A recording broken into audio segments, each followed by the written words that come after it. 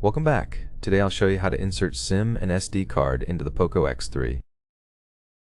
Before we get started, we'll need an ejector tool, which comes provided with the device in the box, or you can use a paper clip and straighten out one of the ends. Pop out the tray.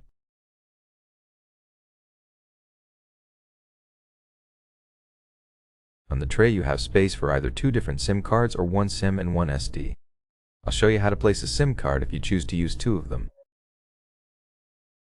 You place it on the same tray as the SD card, just a different way. I'm using one of each, so place that as well.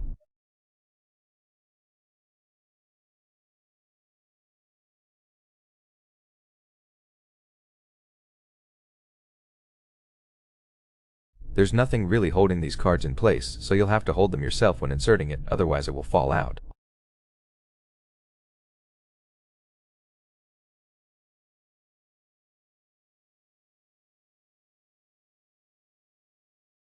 We should see a PIN prompt. There we go, that's the PIN for the SIM card, so the SIM card is working.